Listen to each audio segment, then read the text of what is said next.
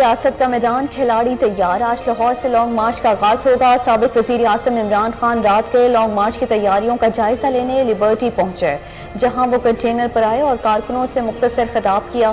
اس سے پہلے اپنے ویڈیو پیغام میں عمران خان نے عوام سے لانگ مارچ میں شرکت کی اپیل بھی کی۔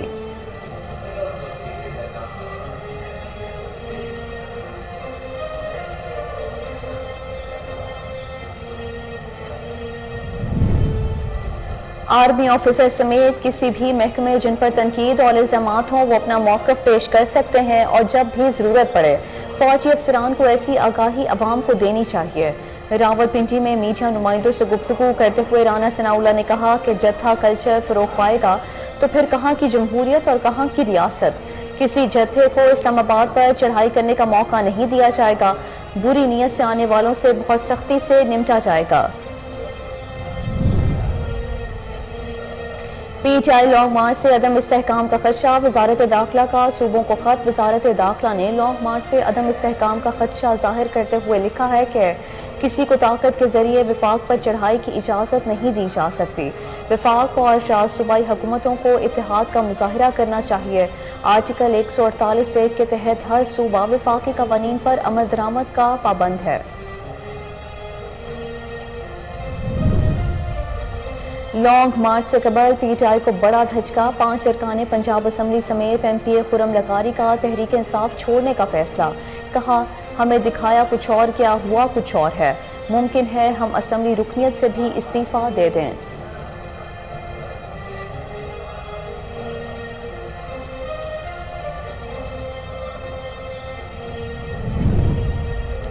آپ کا سپہ سالار غدار ہے تو ایکسٹینشن کیوں دی؟ D G I S I lieutenant general Nadeem Anjum کی پریس کانفرنس۔ کہا، اس میں دو رائے نہیں، کسی کو میر جعفر اور میر صادق کہنے کی مذمت کرنی چاہیے اور بغیر شواہد کے الزامات کی جتنی مذمت کی جائے وہ کم ہے۔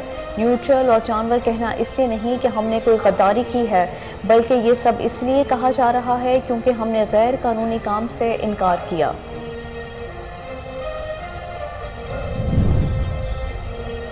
ارشد شریف کی وفات سے جڑے حقائق تک پہنچنا ضروری ہے، اس حوالے سے اداروں، لیڈرشپ اور آرمی چیف پر بے بنیاد الزام تراشی کی گئی۔ D G I S P R lieutenant general Babar Iftikhar کہتے ہیں، سابق وزیر اعظم نے سائفر پر کہا تھا کہ کوئی بڑی بات نہیں، لیکن پاکستانی سفیر کو سیاسی مقاصد کے لیے استعمال کیا گیا۔ اسد مجید کے حوالے سے من گھڑت خبر بھی چلائی گئی۔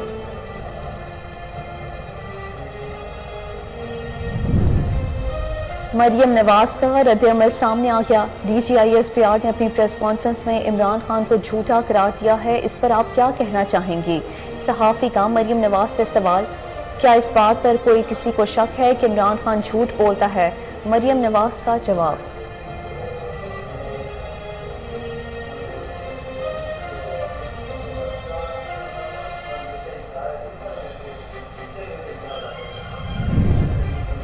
وزیر قانون کے بعد وزیر اعظم شہباز شریف کے فوکل پرسن احمد جواد بھی مستعفی ہو گئے۔ احمد جواد نے اپنے استعفے میں لکھا کہ سیاست میں کمائی کرنے نہیں آیا تھا، ارشد شریف کا کفن میلہ ہونے سے پہلے ضمیر کی آواز پر استعفیٰ دیا ہے۔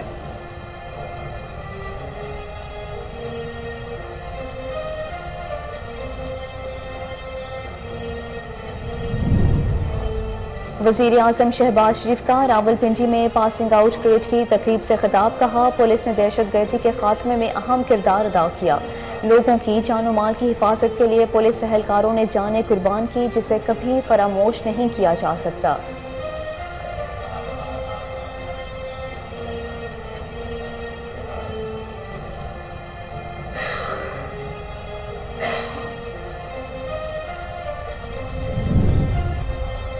دنیا کے امیر ترین شخص ایلان مسک نے ٹویٹر کا کنٹرول سنبھال لیا۔ معروف کمپنی ٹیسلا کے بانی 44 ارب ڈالر کی ڈیل پوری ہونے کے بعد ٹویٹر کے مالک بن چکے ہیں۔ اس وقت ٹویٹر کے صارفین کی تعداد تقریباً 22 کروڑ 90 لاکھ ہے۔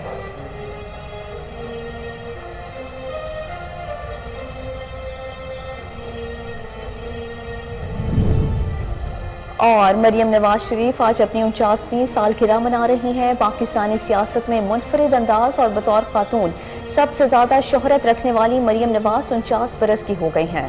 لیگی رہنماؤں اور کارکنوں کی جانب سے مبارکباد کا سلسلہ جاری۔ ہنا پرویز کہتی ہیں آج اس خاتون کی سالگرہ ہے جس کی بہادری اور دلیری کی کوئی مثال نہیں۔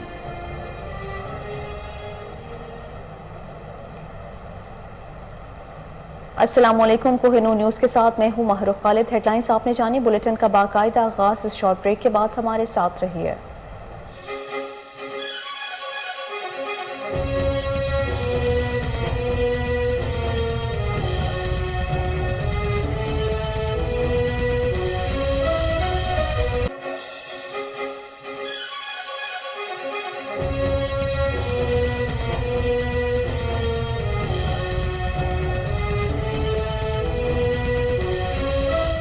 Welcome back. بلیٹن کے آغاز میں آپ کو بتائیں کہ سیاست کا میدان کھلاڑی تیار ہیں۔ آج لاہور سے لانگ مارچ کا آغاز ہوگا۔ چیئرمین پی ٹی آئی عمران خان نے عوام سے لانگ مارچ میں شرکت کی اپیل کی ہے۔ کہا یہ تحریک حکومت گرانے یا لانے کے لیے نہیں ہے بلکہ حقیقی آزادی تک جدوجہد جاری رہے گی۔ چاہتے ہیں ملک کے فیصلے ملک میں ہوں، کون حکومت کرے گا اس کا فیصلہ عوام کریں، بند کمروں میں فیصلے نہ ہوں۔ پی T I chairman Imran Khan آج لانگ مارچ کے پہلے روز شرکاء سے آزادی چوک پر خطاب کریں گے۔ لانگ مارچ کے دوسرے روز کا آغاز شاہترہ چوک سے ہوگا۔ پی ٹی آئی رہنماؤں کو اپنے علاقوں میں اشتہاری مہم اور کیمپس لگانے کی ہدایات کی گئی ہیں۔ ایک بار پھر آپ کو اہم خبر سے آگاہ کریں کہ سیاست کا میدان ہے اور کھلاڑی تیار ہیں۔ آج لاہور سے لانگ مارچ کا آغاز ہونے جا رہا ہے۔ چیئرمین پی ٹی آئی عمران خان نے عوام سے لانگ مارچ میں شرکت کی اپیل کی ہے۔ کہا یہ تحریک حکومت گرانے یا لانے کے لیے نہیں ہے بلکہ حقیقی آزادی تک جدوجہد جاری رہے گی۔ چاہتے ہیں ملک کے فیصلے ملک میں ہوں، کون حکومت کرے گا اس کا فیصلہ عوام کریں، بند کمروں میں فیصلے نہ ہوں۔ پی T I chairman Imran Khan آج لانگ مارچ کے پہلے روز شرکاء سے آزادی چوک پر خطاب کریں گے۔ لانگ مارچ کے دوسرے روز کا آغاز شاہترہ چوک سے ہوگا۔ پی ٹی آئی رہنماؤں کو اپنے علاقوں میں اشتہاری مہم اور کیمپس لگانے کی ہدایات کی گئی ہیں۔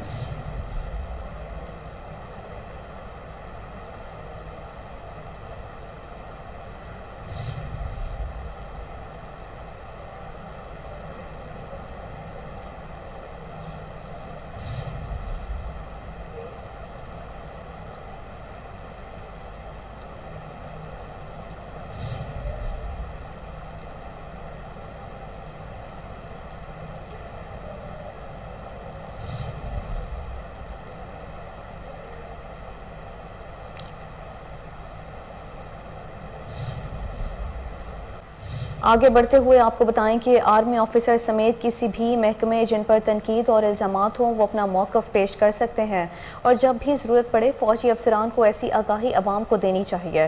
راولپنڈی میں میڈیا نمائندوں سے گفتگو کرتے ہوئے رانا ثناء اللہ نے کہا کہ جتھا کلچر فروغ پائے گا تو پھر کہاں کی جمہوریت اور کہاں کی ریاست، کسی جتھے کو اسلام آباد پر چڑھائی کرنے کا موقع نہیں دیا جائے گا، بری نیت سے آنے والوں سے بہت سختی سے نمٹا جائے گا۔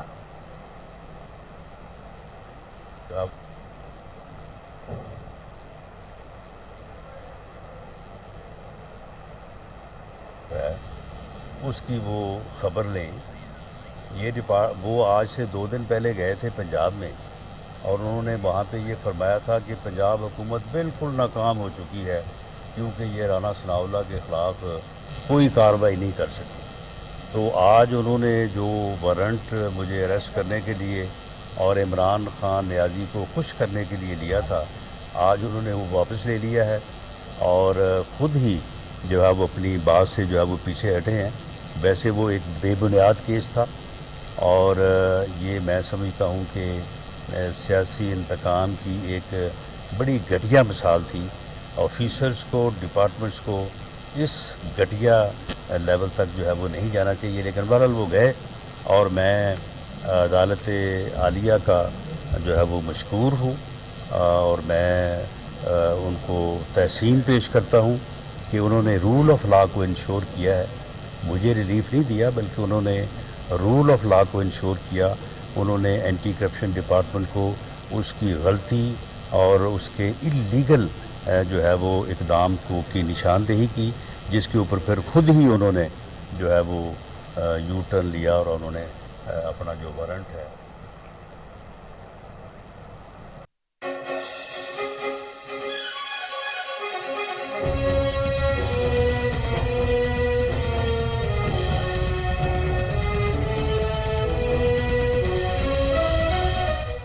Welcome back. P T I long march سے عدم استحکام کا خدشہ، وزارت داخلہ نے صوبوں کو خط لکھ دیا ہے۔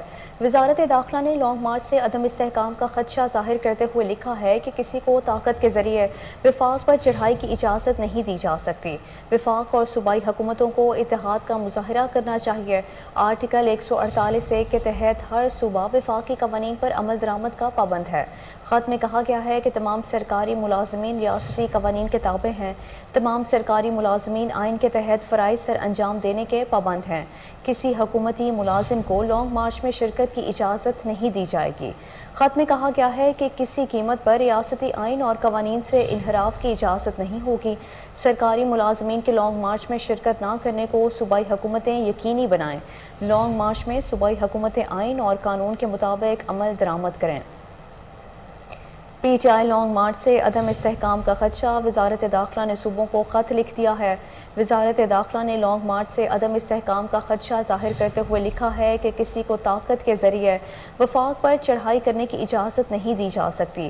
وفاق اور صوبائی حکومتوں کو اتحاد کا مظاہرہ کرنا چاہیے۔ آرٹیکل 148(1) کے تحت ہر صوبہ وفاقی قوانین پر عمل درآمد کا پابند ہے۔ خط میں کہا گیا ہے کہ تمام سرکاری ملازمین ریاستی قوانین کے تابع ہیں۔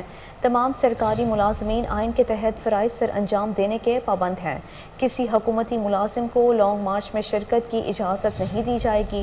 خط میں کہا گیا ہے کہ کسی قیمت پر ریاستی آئین اور قوانین سے انحراف کی اجازت نہیں ہوگی۔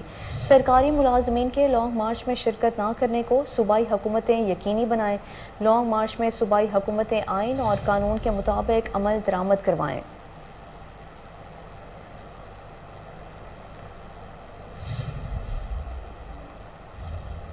پی ٹی آئی رکن پنجاب اسمبلی خرم لغاری نے تحریک انصاف چھوڑنے کا فیصلہ کیا ہے۔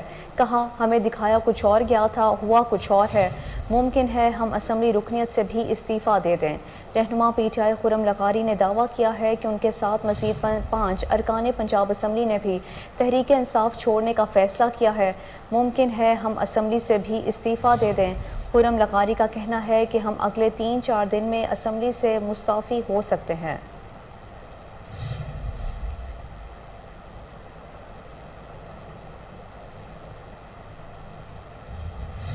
D G I S I lieutenant general Nadeem Anjum نے کہا ہے کہ آپ کا سپہ سالار غدار ہے تو ایکسٹینشن کیوں دی۔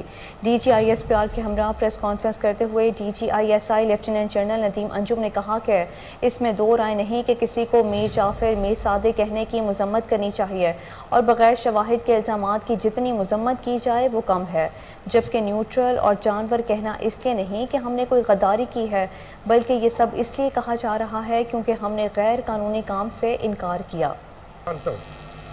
کہ جب جھوٹ اتنی آسانی، روانی اور فراوانی سے بولا جائے ایک سائٹ سے کہ ملک میں فتنہ اور فساد کا خطرہ ہو، تو سچ کی لمبی خاموشی بھی ٹھیک نہیں ہے۔ اس کو میں کوشش کروں گا بلا ضرورت سچ نہ بولوں۔ قوم نے میرے منصب میں مجھ پہ یہ بوجھ ڈالا ہے کہ میں ان رازوں کو جو میرے پاس ہیں، ان امانتوں کو اپنے سینے میں لے کے قبر میں چلا جاؤں، لیکن جہاں ضرورت سمجھی میں وہ راز آپ کے سامنے ضرور رکھوں گا تاکہ میں اپنے ادارے کا، اپنے جوانوں کا، اپنے شہداء کا دفاع کر سکوں۔ آپ نے دیکھا لسبیلا میں ہمارے کور کمانڈر صاحب، اس کے ساتھ آفیسر جوان شہید ہوئے، اس مٹی کی خاطر انہوں نے جان دی، لیکن ان کا بھی مذاق بنایا گیا۔ لہٰذا اس پس منظر میں جو آپ نے پہلا سوال پوچھا ہے کہ میر جعفر، میر صادق اور غدار کی کیا پس منظر ہے، دیکھیے اس میں دو رائے نہیں ہے کہ آپ کسی کو میر جعفر کہیں، میر صادق کہیں، آپ کے پاس کوئی شواہد نہ ہو، تو ظاہری بات ہے اس کی جتنی بھی مذمت کی جائے یہ کم ہے۔ میں آپ کو کہنا چاہتا ہوں کہ یہ بالکل 100% جھوٹ پہ بنایا گیا نظریہ ہے، لیکن آپ کو یہ پتہ ہونا چاہیے کہ یہ نظریہ بنایا کیوں گیا۔ یہ میر جعفر کہنا، میر صادق کہنا، غدار کہنا، نیوٹرل کہنا، جانور کہنا اس لیے نہیں ہے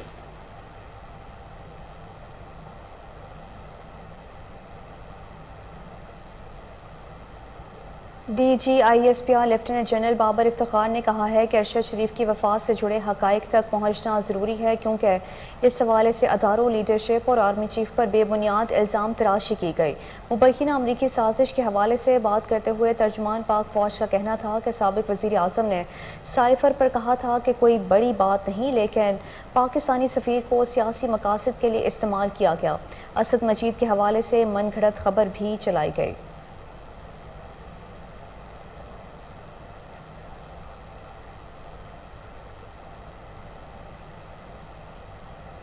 مسلم لیگ نون کی نائب صدر مریم نواز شریف نے فوج کی جانب سے چیئرمین پی ٹی آئی کو دیے گئے جواب پر تبصرہ کیا ہے۔ مریم نواز شریف نے لندن میں ایک صحافی کی جانب سے پاک فوج کی پریس کانفرنس سے متعلق سوال کیا۔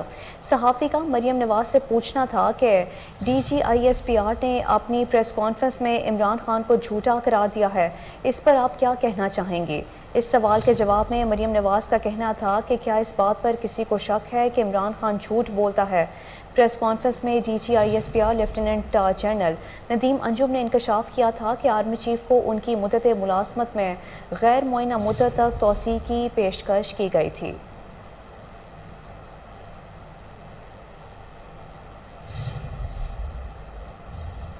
وزیر قانون کے بعد وزیر اعظم شہباز شریف کے فوکل پرسن احمد جواد بھی مستعفی ہو گئے۔ احمد جواد نے اپنے استعفے میں لکھا کہ سیاست میں کمائی کرنے نہیں آیا تھا، ارشد شریف کا کفن میلہ ہونے سے پہلے ضمیر کی آواز پر استعفیٰ دیا ہے۔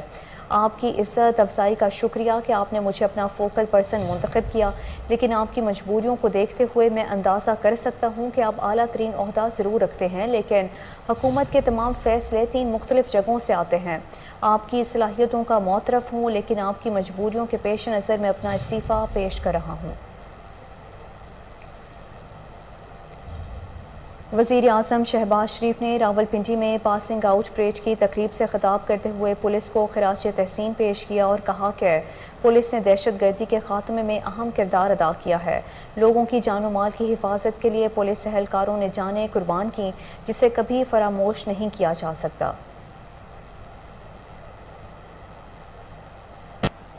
کہ آپ نے بڑی ارکریزی سے اور محنت سے آپ نے ان نوجوان بچوں اور بچیوں کو یہاں پر اس ٹریننگ پروگرام سے آپ نے بہت اعلیٰ طریقے سے ان کو گزارا، اور تمام جو اہم شعبے ہیں جن میں کسی بھی ایک پولیس افسر کو مہارت ہونی چاہیے، چاہے وہ آپ کی کرمنل سائیڈ ہے، چاہے وہ ایکڈیمک سائیڈ ہے، چاہے وہ فورینسک ہے، لیگل سائیڈ ہے، ان تمام معاملات میں آپ نے ایک بڑے اعلیٰ طریقے سے ان کو آپ نے ٹریننگ مہیا کی ہے۔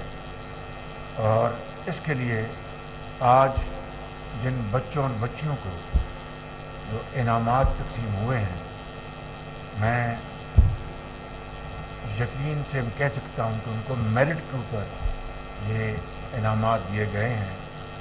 اور ہماری وہ قوم کی بیٹی جن کو اوور آل جو پرفارمنس ایوارڈ دیا گیا ہے، میں اس بیٹی کو دل کی گہرائیوں سے مبارکباد پیش کرتا ہوں، اور تمام ان بچوں کو جو سامنے سینہ تانے کھڑے ہیں ان کو مبارکباد پیش کرتا ہوں کہ آپ کے والدین کی تربیت، انہوں نے جس انتہائی اچھے طریقے سے آپ کی تربیت کی اور اپنے رزق حلال سے آپ کو پڑھایا لکھایا، اور آپ کے اس اکیڈمی کے جو استاد ہیں، ٹرینرز ہیں، انہوں نے جس طرح مختلف فیکلٹیز میں آپ کو ٹریننگ دی ہے، میں ان سب کو مبارکباد پیش کرتا ہوں۔ اور آج میں یہ کہنا چاہوں گا کہ یہ پاکستان بھر سے آئے ہوئے یہ بچے اور بچیاں ہیں، اور 7 قوم کی بیٹیاں اس دستے میں شامل ہیں، اور اس سے ہمیں حوصلہ ملتا ہے کہ کس طرح قوم کی بیٹیاں زندگی کے ہر شعبے میں وہ آگے بڑھ رہی ہیں، اور پاکستان کی ترقی खुशहाली, लॉ एंड ऑर्डर या बैंकिंग हो या कोई भी शुबा हो, उसमें हमारी कौम की बेटियां बहुत ही दिलचस्पी से कंट्रीब्यूट कर रही हैं। यही वो तरीका है कि पाकिस्तान इन तमाम तर मुश्किलात के बावजूद इंशाअल्लाह ज़रूर अक़वाम आलम में अपना खोया हुआ मकाम हासिल करेगा। मैं सिर्फ ये कहना चाहता हूँ, एडी ख्वाजा साहब एक बड़े माने हुए बुलेटिन में अभी वक्त हुआ है शॉर्ट ब्रेक का, हमारे साथ रहिए।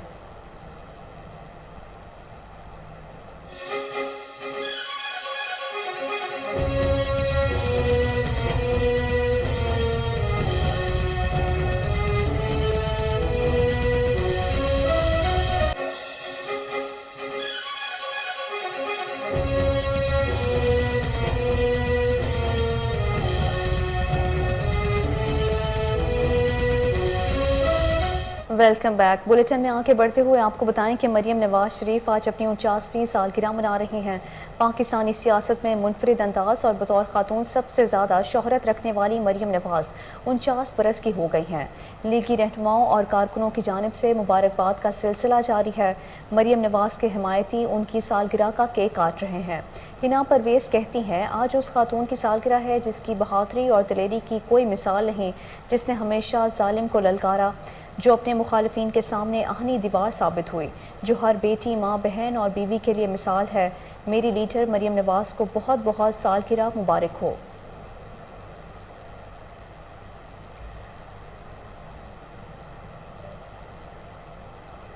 तहसील हेड टाक वाटर हस्पताल शोरकोट में स्टाफ से बदतमीजी और तोड़फोड़ का वाक़या पेश आया है, जहां वार्ड में दाखिल 70 साला खातून की वफात पर लवाहिकीन मुश्तिल हो गए।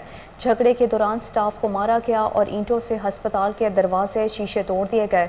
मज़ीद तफसीलात जानते हैं हमारे नुमाइंदे चौधरी गुलाम शबीर ताहिर से। जी गुलाम शबीर, आगाह कीजिएगा इस हवाले से। जी बिल्कुल, मैं मौजूद हूँ THQ शोरकोट में। नाज़रीन बताता चलूँ कि THQ शोरकोट में आज शाम को एक वाक़या पेश आया कि एक पेशेंट खातून जो है वो यहाँ पर पहले ऑलरेडी एडमिट थी, जो कि सीरियस कंडीशन में थी और उसका ट्रीटमेंट भी जारी था और उनके वर्षा को बता भी दिया गया था, डॉक्टर्स की तरफ से हिदायत भी दे दी गई थी कि आपका पेशेंट जो है वो सीरियस है, इसको अगर आप ले जाना चाहते हैं तो कहीं आप ले भी जा सकते हैं। लेकिन उनके जो फैमिली है उनकी आपस में नहीं बनती, 2 भाई थे, एक बहन थी उनकी, वो आपस में लड़ झगड़ रहे थे 2 दिन से कि हमें कहीं ले जाएँ या ना ले जाएँ। लेकिन अनहोनी बात है, जब मौत का वक्त मुकर्रर हो तो मौत तो आ ही जाती है। जब शाम को वहाँ पे ट्रीटमेंट हो रही थी, नर्स स्टाफ वहाँ पे ट्रीटमेंट कर रहा था, तो उस वक्त ऐन ही उसकी तबीयत ज़्यादा बिगड़ी और डॉक्टर्स को चेक करवाया गया और वहाँ पे उसकी डेथ हो गई। डेथ होने के बाद जब उस जिसकी वालदा की डेथ हुई थी उसको पता चला कि उस डेथ हो गई है और वो आपस से बाहर हो गया और उसने जो सबसे पहले जो स्टाफ थी उसको थप्पड़ मारा और उसको वहाँ पर ईंटें भी मारने की कोशिश की। मुश्तिल होकर उसने पूरे वार्ड के शीशे तोड़ दिए, एमरजेंसी के शीशे तोड़ दिए, उसने मुख्तलिफ जगह पर जाकर गायनी वार्ड के शीशे तोड़ दिए और यहाँ तक कि मरीज़ जो थे अपने मरीज़ों को लेकर बाहर, मेरे साथ एक मरीज़ भी मौजूद है, मरीज़ के जो अटेंडेंस है वो मौजूद है, हम उनसे बात करेंगे इस हवाले से वो क्या जानते हैं, क्या बताएंगे ये वाक़या कैसे पेश आया और आप वहाँ पे मौजूद थे, क्या देखा आपने? जी हमने देखा, वो हमारे साथ वाले बेड पे थे, तो जब उसकी वालदा की डेथ हुई तो उन्होंने शोर शराबा किया, साथ वाले जो उसके पास सिलेंडर था ना उन्होंने ज़मीन पर फेंक दिया। तब यहाँ हम भी डर गए और मेरा वालिद एक मरीज़ था, उसको लेके मैंने हाथों पे उठा के बाहर जाके सड़क पर सुला दिया। तो उसके बाद इधर आए तो देखा तो ये सब शीशे तोड़ रहे थे।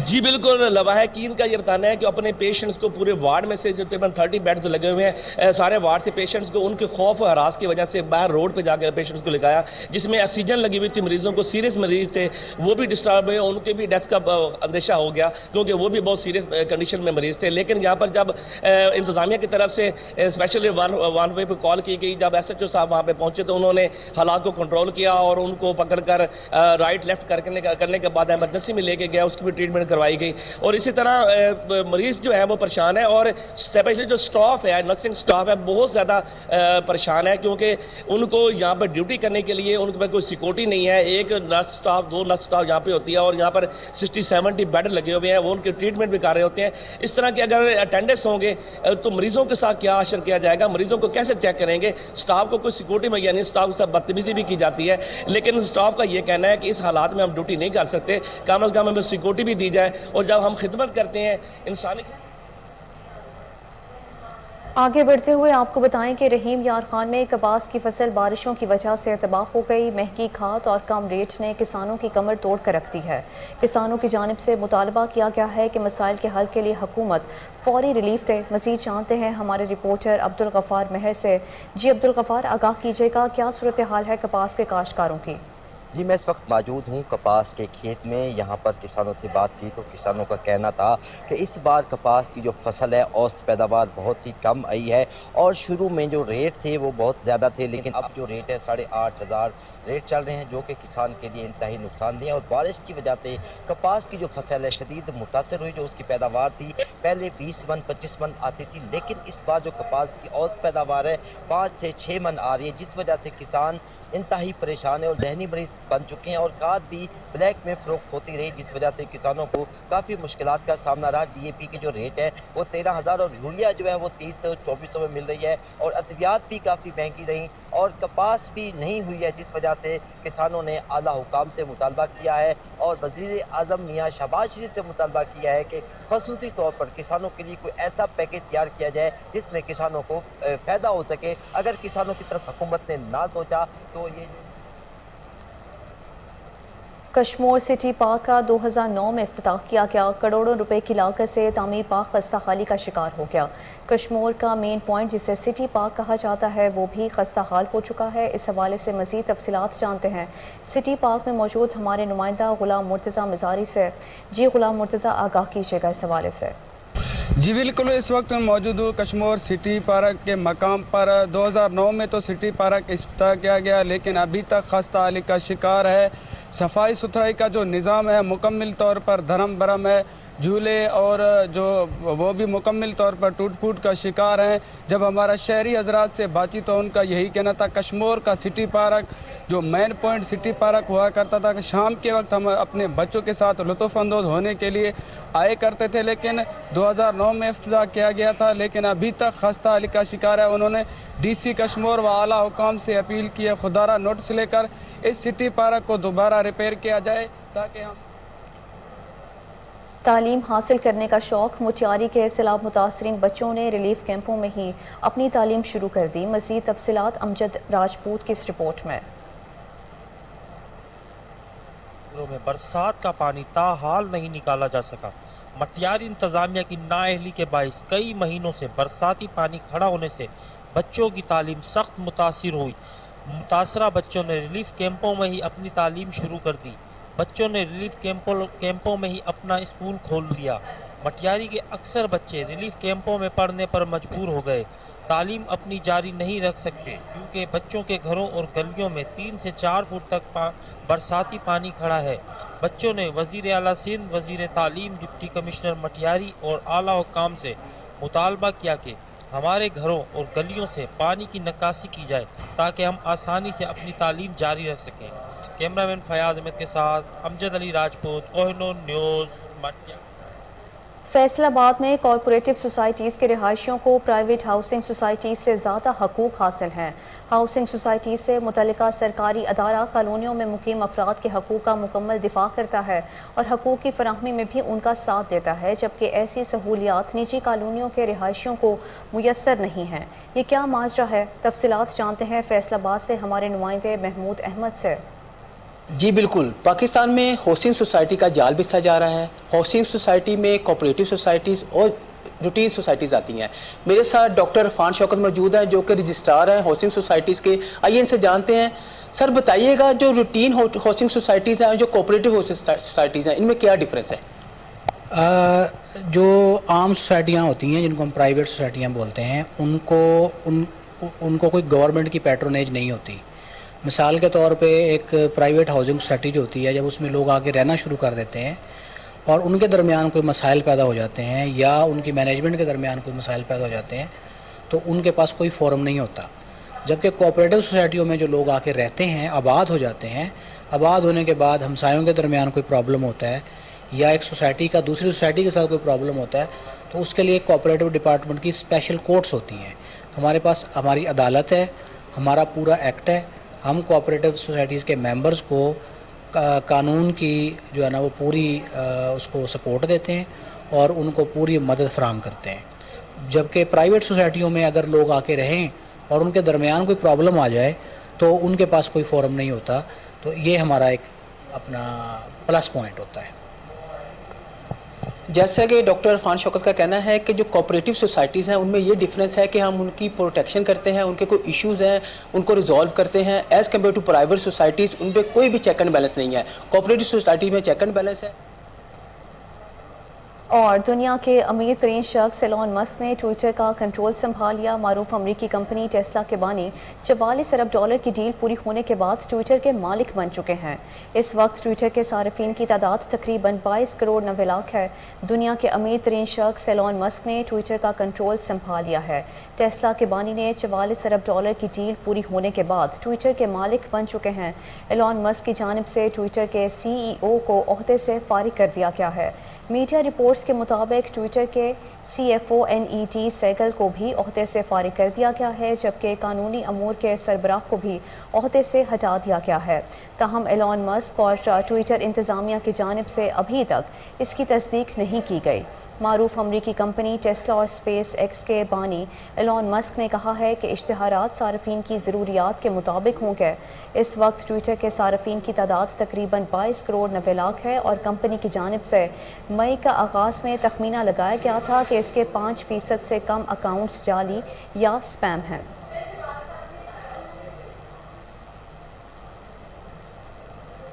نیوز اسٹوڈیو سے فی الوقت کے لیے اتنا ہی. مزید تفصیلات سے باخبر رہنے کے لیے دیکھتے رہیے کوہ نور نیوز.